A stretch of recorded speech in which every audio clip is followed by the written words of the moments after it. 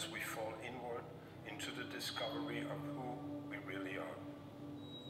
What brought you here to take this first step on the path, on this quest for truth?